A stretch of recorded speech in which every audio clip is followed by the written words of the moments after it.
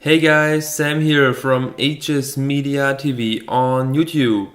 First of all, thank you so much for 100 subscribers. It's great to know that at least some people out there like my work. It's a great motivation for me to move on with my projects, with my tutorials. So today's topic is all about creating an HUD or holographic interface. You may know it from movies like, I don't know, Iron Man or the Avengers, whatever. And my idea behind this tutorial or tutorial series is that I want to make 3 parts. So the first part is all about the basics, so it's really for total beginners who never did some HUD stuff before. Then in the second video I will show you some advanced techniques, for example how to work with path modifiers. And in the last video I will show you my workflow for this project, you can see right here. So I will show you everything I do from start to finish. So yeah, I think that was enough information right now. So let's start by creating a new composition, like always. Call it composite if you want. Oh, sorry, composite. Choose HD and a length of 30 seconds. At least in my case, it's perfect. Okay. So now select your elliptic tool to create your first circle. By the way, if you don't have elliptic tool selected, just click, hold, and select your elliptic tool. And now start to draw your first circle. By the way, if you press Shift, it will stay perfectly proportional or perfectly round. So now we notice a very big problem, and it's all about this pivot point right here. And the problem is that later we want to animate our circle, or at least the edge of our HUD circle. And if this pivot point is not in the middle of our circle, it will not rotate correctly. So let's show you that by pressing R. So it will always rotate around this pivot point right here, but we don't want that. And there are 2 ways to fix that. The first way is to activate the grid. So click on this icon right here and choose grid. Now align these points right here with your grid lines. In this case, something like that. And then select your pen behind tool right here and drag this pivot point in the center of your circle. But if you think that this way is way too long and way too much work, you're completely right. So let's delete this circle. And now I will show you a much easier way. So once again, click on this icon and choose this, I think it's called Save Title in English, I don't know, but it's just the first option right here. And as you can see, we now have these frames and this cross in the middle. And this cross will help us to make a perfect centered circle. So let's zoom in a bit. Once again, choose elliptic tool and try to align your cursor with this cross. Then press Shift, Control and drag the circle. And the reason for Shift and Control is that you create your circle around this pivot point right here. By the way, this size doesn't matter right now because we can always and will always change it later. So now we can open up our ellipse settings. So click on this arrow right here.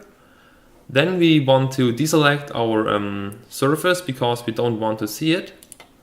And then just open up your edge settings and increase the edge thickness to, I don't know, let's say something about 5 for the moment. Okay, so let's zoom out a bit. And I think it's way too small. So let's go to our elliptic path options, open that up, and just scale your circle.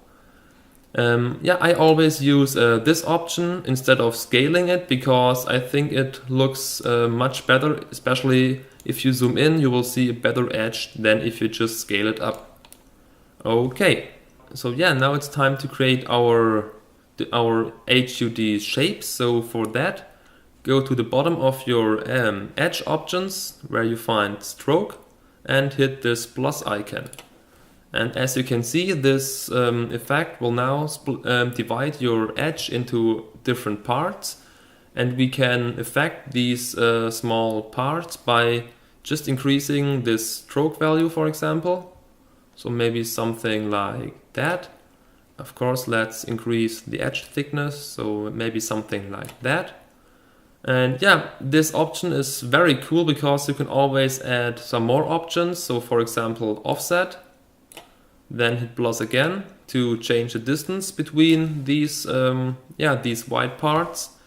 You can even add more strokes. So for example, a second stroke, second distance, and the third stroke to really create super random or super custom shapes. Just some small tip on the side, if you are really fit in Adobe Illustrator, you can use this program to create even more complicated shapes. It's a great program to work with path, but in my case, I don't like that program, so I do everything in After Effects. So yeah, with that being said, let's say we are happy with this HUD circle, so close that by hitting U, and now hit enter to change the name and call it, I don't know, circle 1. Please keep in mind that it's always important to change the name, because if you have a very complex project, for example like this one right here, with let's say 30 layers, you will always try to stay as organized as possible. So yeah, now we want to create a second circle, but instead of repeating all the steps from before, we can just duplicate this circle, so hit Ctrl D or go to Edit and Duplicate. Then to open your options, hit U on your keyboard 2 times. Let's say we want to make that a bit bigger, so maybe something like that. Then you can decrease the edge thickness to something about 30, for example. And once again, mess around with your stroke settings. Let's delete some of these effects, so maybe something like, let's say something like that looks good.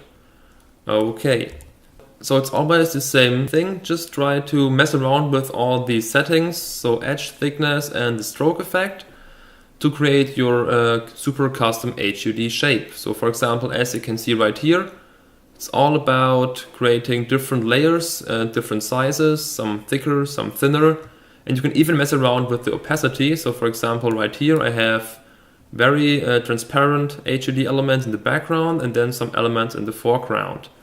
And yeah, just keep in mind that the more layers and the more details you add to your HUD interface, the more complicated it will look. So what I will show you right now is how you can animate your circles. And for that, you want to press R on your keyboard to open your rotation settings.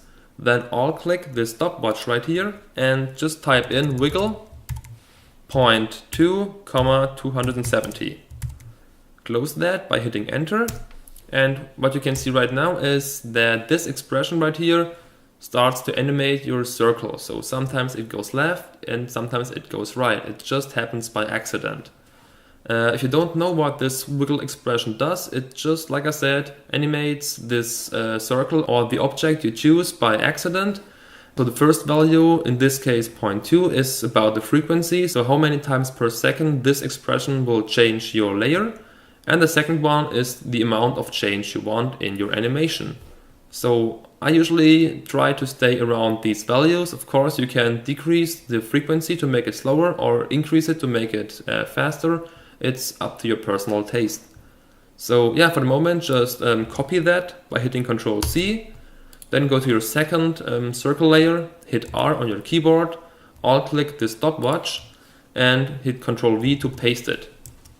And now hit 0 on your keyboard to make a short RAM preview.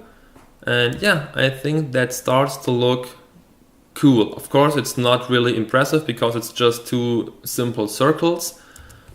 Okay, so I think that's it for the basic tutorial. I think a very cool option for you if you are a beginner is to look up for some HUD interfaces on Google so that you have some impressions what you can do. And you can even maybe import them in After Effects and just put them in your composition as a background, maybe decrease the transparency and then just start to rebuild the HUD you see in the background. Because in the beginning, it's sometimes very difficult to get some ideas, to know what you can do or to think about the look of your HUD, at least in my case. So I sometimes looked around in Google or on YouTube to find some inspiration, and I think it's not a bad thing if you are new to maybe copy some of the professional looking HUDs or projects. So yeah, like I said, that's it for now. I hope I see you next time in the advanced HUD tutorial.